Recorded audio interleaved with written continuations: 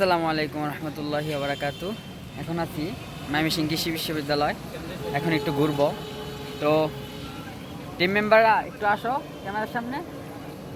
আমার পিছনে আছে জুনাইদ ভাই, এই ইব্রাহিম আসো, একটু পরিচয় দাও। চলে আসলাম কৃষি বিশ্ববিদ্যালয়। এই তোমরা কি ক্লান্ত? চমৎকার কিছু সময় উপভোগ করার জন্য। তোমরা কি ক্লান্ত হয়ে গেছো? আমরা এখন ময়মনসিংহ বিশ্ববিদ্যালয়ের কেন্দ্রীয় শহীদ মিনার আছি। দেখাও শহীদ মিনারটা একটু দেখাও। দেখাবো মানে একদম অনেক বড়, তো আবার উপরে তুললে অন্ধকার হয়ে যায়। তো চলো এবার সামনের দিকে যাওয়া যাক। হ্যাঁ, চলো। ইনশাআল্লাহ চলো। পিছনের go। ভিউগুলো একটু দেখাও। পিছনের ভিউটা একটু দেখেন, অনেক সুন্দর। তার রাস্তার অপোজিট সাইডে আছে আপনার বোটানিক্যাল গার্ডেন। দেখতে পাচ্ছেন বোটানিক্যাল গার্ডেন।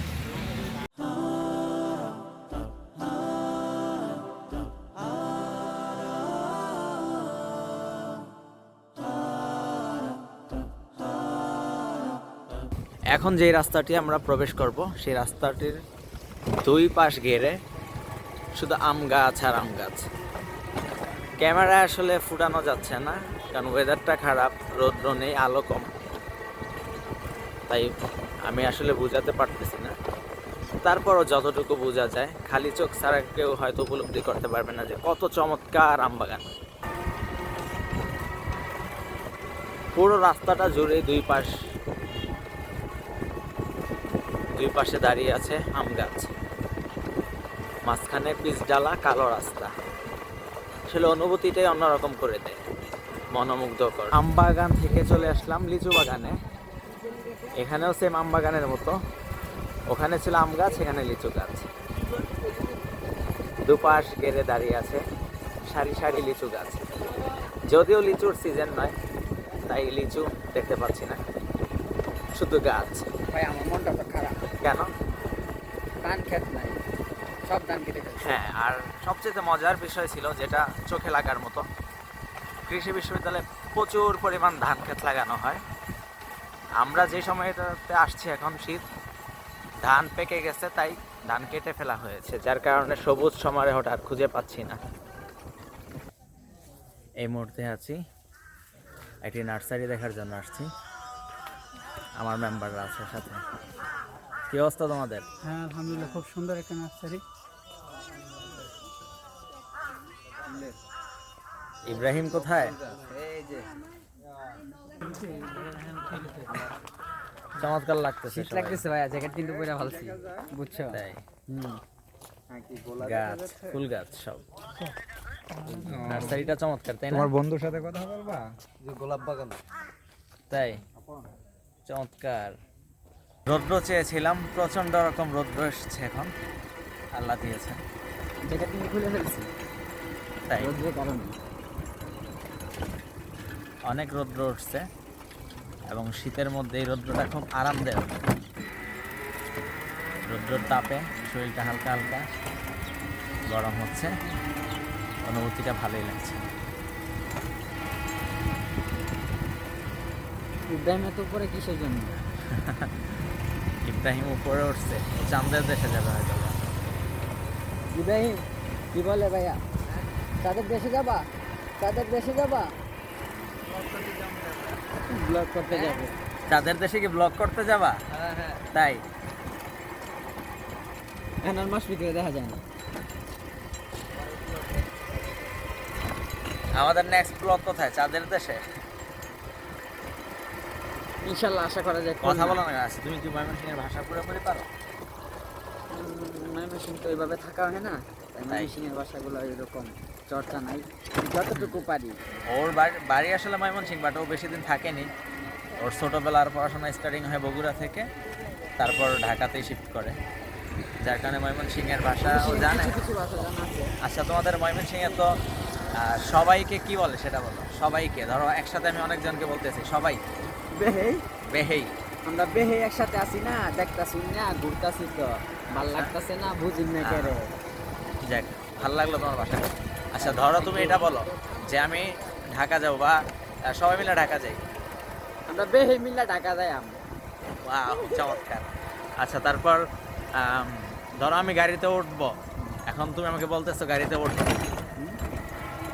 জুনায়েদ ভাই গাড়ি তো দুন না কেরে। দেখতেছেন কত মজা, আঞ্চলিক ভাষার মধ্যে মজা রয়েছে। এটা তো সুন্দর, এটা তো আমার গর্ব, ময়মনসিং এর ভাষা, ঠিক না? অবশ্যই। তো তো কি অনেক কিছু শুনলেন।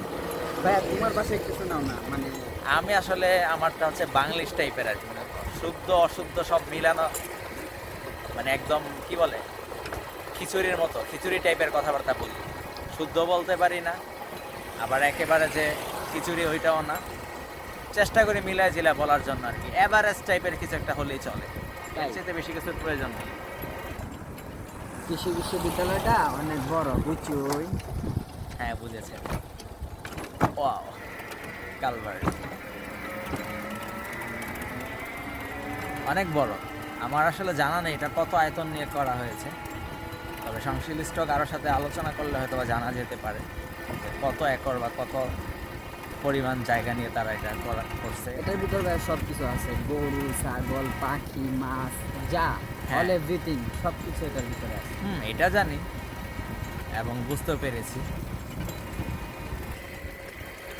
মাছ চাষ করে এই জায়গায়, তাই হতে পারে। এটাই হবে। অনেকগুলা পুকুর তো পুকুর কাটা হয়েছে ভাই, রোদ উঠতেছে। আলহামদুলিল্লাহ। এতক্ষণ বৃষ্টি হয়েছিল, বৃষ্টির পর আবারও রোদের মুখ আমরা দেখতে পাচ্ছি। মাশফিক হাসান, রোদ উঠতেছে, জোরে কথা বলতে হবে। মাসুদ, তুমি কি সকালে খাও নাই? সকালবেলা নাস্তা করো নাই? সকালের নাস্তা খুব মজা হয়েছিল, ডিম ভাজা আর সাথে কি যেন ছিল, সিম ভর্তা, সিম ভর্তা, মাছ বোনা। মাছ ভুনা, তারপর মুরগির গোস্ত, অনেক কিছু হয়েছিল। আর এই ক্রেডিট হচ্ছে আমাদের আব্দুল্লাহ মাহমুদ, ও আমাদের জন্য এত আয়োজন করেছে। না, রিক্সায় ঘোরার মজা আসলে বোঝানো যাবে না। এরকম ভালো পিচ ডালা রাস্তা হলে, আর যদি বাতাস থাকে, ভাই রিক্সা গুলো কি সিঙ্গেল কি ডাবল শো? সেটা তো বলছেন। এই তো মানে পাশে যদি আমার এরকম একটা ভাই থাকে, এই জায়গায় আবার অন্য কেউ যদি থাকে তাহলে কি ওটা হবে? তো তখন কি হবে? ভবিষ্যতে তখন কি আর ভবিষ্যতে ভাইয়ের কথা মনে না, থাকবে? ইনশাল্লাহ ফিউচার, এটা ফিউচার। এখন রিয়েল লাইফ যেটা, সেটাকে নিয়ে ভাবতে হবে। এই যে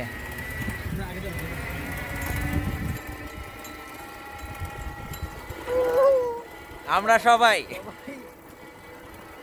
উপরে তোলো। আমরা সবাই নবীন মাঝি। নবীন মাঝি না, তীরহারায় ঢেউয়ের সাগর পাড়ি দেব রে। মাহিম, তুমি পাও না? এটা গাও তো। পারি না। আমরা সবাই নবীন মাঝি। আদম দিনে যেটা স্কেচ করছিলা, এই যে আমাদের পাইলট ভাই, মা সালামটা তো দেন। চমৎকার হাসি ভাই, জানেন।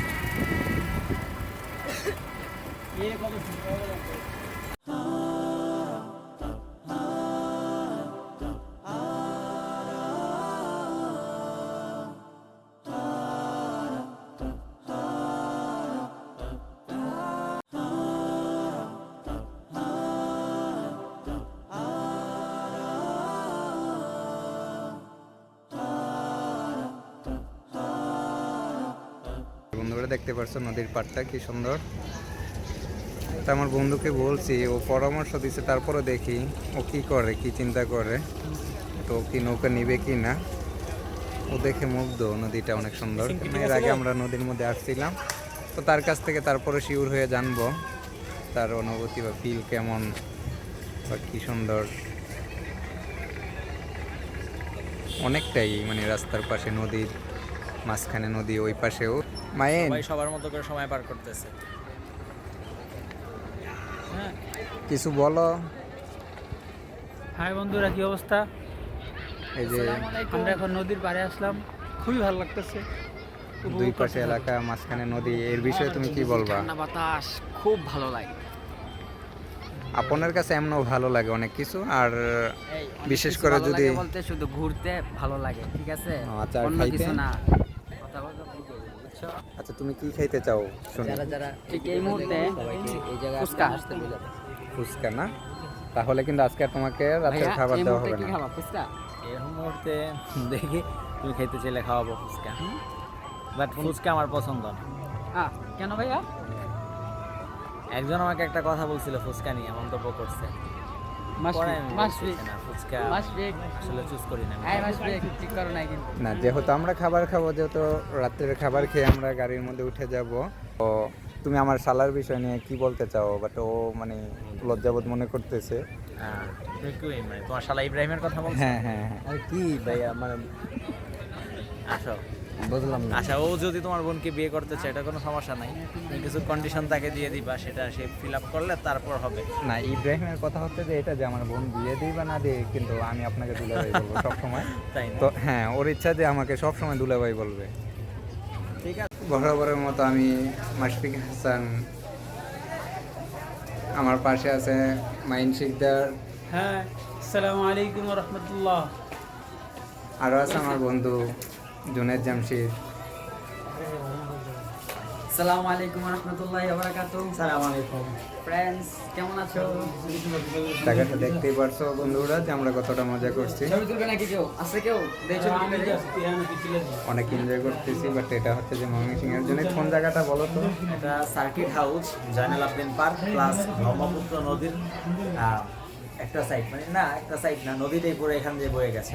হ্যাঁ, আর কিছু নির্দেশনার কারণে আপনাদেরকে পুরোটা আমরা ভিডিও করে দেখাতে পারতেছি না, কারণ সব জায়গায় আসলে ক্যামেরা ওপেন করাও আমাদের মূল্যবোধে বাধা দেয়, যার কারণে আসলে আমরা ওইভাবে পুরো ক্যামেরা সব জায়গায় নাড়াচাড়া করে দেখাতে পারতেছি না। একটা আমার ছোট ভাই আছে ইব্রাহিম, ও আমার শালা। তো ও আমাকে দুলাভাই কম বলে, কিন্তু ও আমার পাশে থাকে সব সময়।